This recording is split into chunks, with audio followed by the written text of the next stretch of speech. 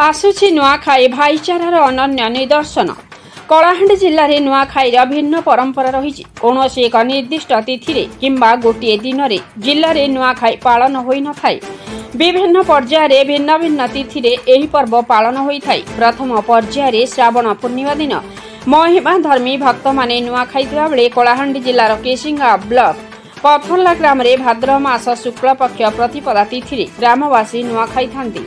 भाद्रव मास शुक्ल पक्ष पंचमी तिथि अर्थात गणेश पूजा आर दिन में कलाहांडी जिलार जूनागढ़, कलमपुर, धर्मगढ़, गोलामुंडा, कोकसरा, केसिंगा, करलामुंडा और नर्ला अंचल नुआखाई पालित होता है।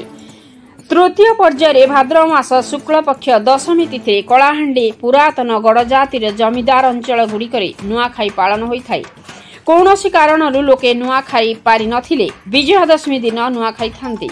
नुआखाई को नहीं विशिष्ट शिक्षाविद तथा संस्कृति गवेषक श्री प्रताप किशोर मुंडा सह साक्षात्कार।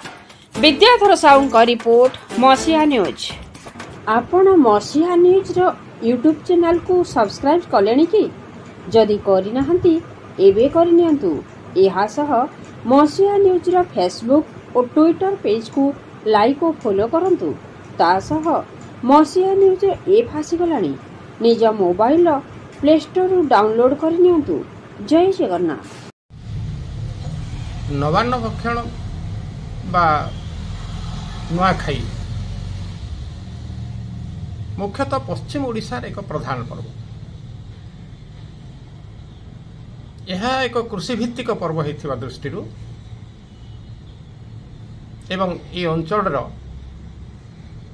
अधिकांश लोक कृषि उपर निर्भर करुवा दृष्टि ये पर्वटी को सेमाने अत्यंत गुरुत्वर सहित पालन करने प्रस्तुत रहते। जड़े कृषक प्रथमे तार जमीरू जो प्रथम शस्य उत्पादन करे ताकू आनिकी से तहिरे प्रस्तुत भोग प्रथमे यही दिन नवान्न दिन प्रथमे निजर इष्टदेवी को अर्पण करे, महालक्ष्मी पाखे अर्पण करे एवं तापरे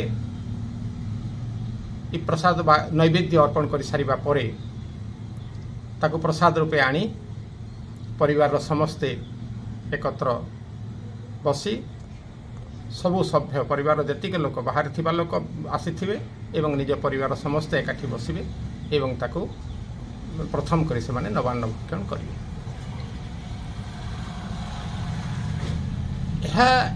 एपरी एक पर्व जे परिवार जे जोठी थाउ ना कहीं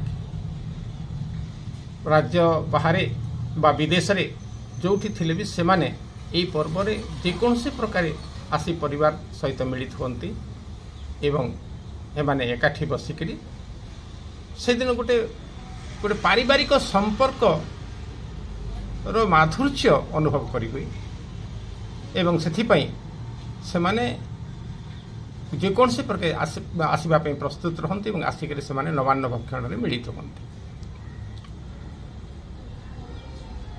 यह मुख्यतः गोटे सामाजिक संपर्क बा गोटे भाईचारार पर्व समाज रे गोटे सुसंपर्क प्रतिष्ठा करने यह एक उपलक्ष्य। कारण से दिन ग्राम जो माने कनिष्ठ थांती से माने वरिष्ठ मानकर मानको जाकरी से माने सम्मान प्रदर्शन करती से मानकर आशीर्वाद भिक्षा करती एवं वरिष्ठ माने मध्य से मानको खुशी रे आशीर्वाद प्रदान करती। गाँव युवक माने से दिन मनोरंजन कार्यक्रम मानकर व्यस्त रहती। क्रीड़ा कसरत रे से माने साधारणतः व्यस्त रही से माने से समय अतिबाहित करती। यही दिन मुख्यतः कलाहांडी जो लोक नृत्य घुमरा यही दिन ही तार शुभारंभ करा जाए। आगुरु गाँव में घुमरा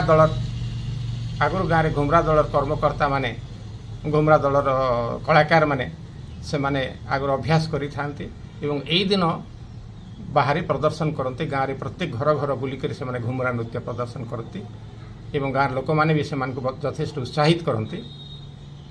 तापरे एटा एतिक शेष हुए ना। ये घुमरा दल नृत्य प्रदर्शन प्राय दशहरा पर्यंत चली थाए अन्य ग्रामांचल मान को दल सहित जाकि घुमरा नृत्य प्रदर्शन करी शेष दशहरा बेल को दुर्गा मंडप सामने से उद्यापनी उत्सव पालन करती एवं सेठी विभिन्न अंचल आसीथिबा घुमरा दल मान भीतर भी गोटे प्रतियोगिता हुए एवं सेठी गोटे उत्सवर माहौल सृष्टि हुए आउ से दिन घुमरा माँ दुर्गा मंडप सामने प्रदर्शित होगा पर यह उत्सव उद्यापन पालन करा जाए।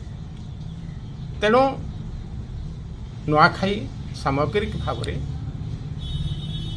एपरी एक अवसर आनी दिए जितेबले कि समाज रे गोटे स्नेह सौहार्द्य एवं सद्भावर वातावरण सृष्टि हुए एवं